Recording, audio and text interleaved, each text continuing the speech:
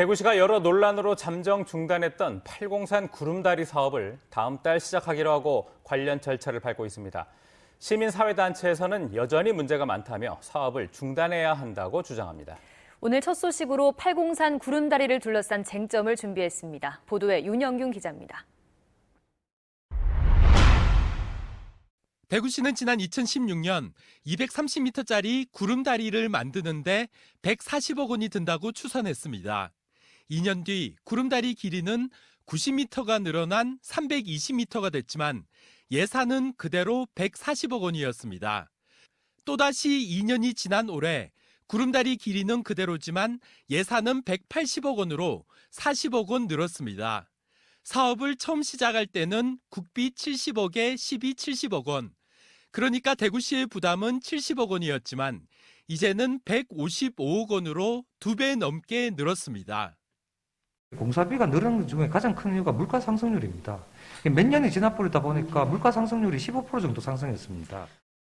구름다리가 39%나 길어졌을 때는 공사비 변동이 없다가 2년 뒤에는 물가가 올랐다며 28.5%, 40억 원이 늘어난 셈인데 이런 식이라면 앞으로 비용이 얼마나 더 들지 알 수 없는 노릇입니다. 팔공산 구름다리를 이용하기 위해서는 대부분 케이블카를 타야 하는 만큼 구름다리가 완성되면 케이블카 이용객은 연간 35만 명에서 2배 정도 늘 것으로 대구시는 보고 있습니다. 대구시는 팔공산 케이블카로부터 매출액의 일정 부분을 기부받는 방안을 검토하고 있습니다. 하지만 비공개로 협상이 진행되고 있는 데다 공사가 일단 시작되면 협상에 불리할 수밖에 없지만 대구시는 이미 다음 달부터 공사를 시작하겠다고 선언한 상황입니다.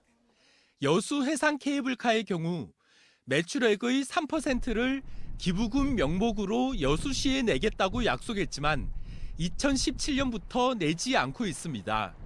여수시는 법적 소송까지에 승소했지만 지금까지 받지 못한 돈이 20억 원에 이릅니다. 제소전 화해조서 효력을 부정하고 이제는 우리 여수시가 어떤 방법으로 행정행위를 통해서나 강제할 수 있는 부분이 있는지. 팔공산 케이블카와 공식적인 협약, 법적인 효력이 있는 계약을 해야 한다는 주장이 나오는 이유입니다. 대구시는 최근 팔공산 구름다리 사업을 위해 10억 원 규모의 건설사업 관리 용역을 발주했습니다.